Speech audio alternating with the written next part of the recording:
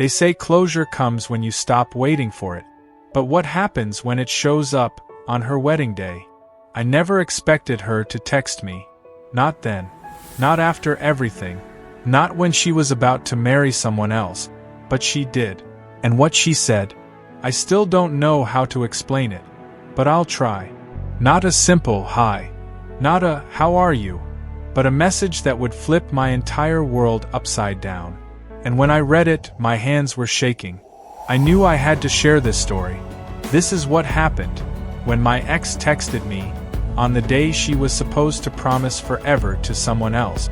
Let's get into the video. We met when we were 23. Young, naive, hopeful. The kind of love that burns fast and hot.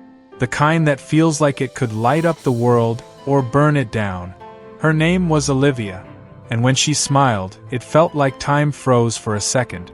She had this way of making you feel like you were the only person who mattered. And for a while, we were inseparable. Road trips at 2 a.m., slow dances in the kitchen. Plans for a future filled with golden retrievers and a house with a blue door. We even had baby names picked out. But love, as I learned, isn't always enough. It started small. Little arguments, silent treatment, unspoken expectations that neither of us voiced but both of us felt. She wanted stability. I was chasing a dream. She talked about timelines. I talked about someday. And then she said the words I'll never forget. I don't think you know how to love me the way I need. I stood there, speechless. She left, quietly. No screaming. No last fight. Just absence. I tried reaching out. A few texts. One long email. No reply. Just silence. Months passed. Then a year. I saw her on Instagram once. With him. Smiling. It broke something in me I didn't know could break. June 17th. I remember the date because it was the day I finally accepted she was gone. And then my phone buzzed. A name I hadn't seen in 2 years. Olivia. My heart stopped. It was 9:23 a.m. She was getting married that day. I knew because a mutual friend had posted about it. The message read, I know this is wrong, but I needed to talk to you. Just for a second. Just once more.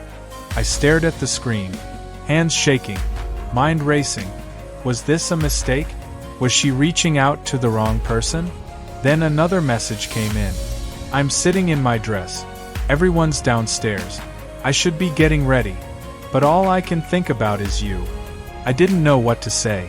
What could I say? I'm sorry I left the way I did. You didn't deserve that. I convinced myself you'd never be ready. And maybe I was right, but I never stopped loving you. Not really. She kept texting. Each message a knife and a bomb. I love him in a way, but I loved you differently. Deeper. More chaotically. More dangerously. I needed peace, but I missed the fire. And then the one that wrecked me. Part of me will always wonder what we could have been. Even as I walk toward him today, part of me will be looking back. At you. I sat on the floor. In shock. Angry. Moved. Heartbroken all over again. I didn't reply right away. I didn't know how. 3 hours later I wrote, I loved you too. Still do, in some small, stubborn way. But if you're looking for a reason to run, don't make me that reason. You left because something didn't fit. That hasn't changed. And maybe it shouldn't. Then I ended it with, I hope you're happy. I really do. Just don't look back anymore. Live forward. She replied, thank you for being honest. You always were. I'll never forget you. And that was it. No goodbye. No closure tied with a bow. Just the end. Love is messy. It doesn't always follow the rules or the timeline you want. Sometimes the person who wrecks you is also the one who taught you what real love feels like. Olivia and I. We were real. We were flawed. And maybe we weren't meant to last. But we mattered. Her text didn't change the past. It didn't undo the pain. But it gave me something I didn't know I needed. Validation. That it was real. That I wasn't the only one who remembered. Sometimes that's all we really want. to know it mattered. So, what did she say? She said she missed me. She said she loved me. And she said goodbye in her own way. And I finally said goodbye too. To her. To the version of me that waited. To the future we once imagined. Because sometimes the most loving thing you can do is let go. To everyone holding on to almosts, may you find the courage to finally let go. Like and subscribe. I will see you in the next video.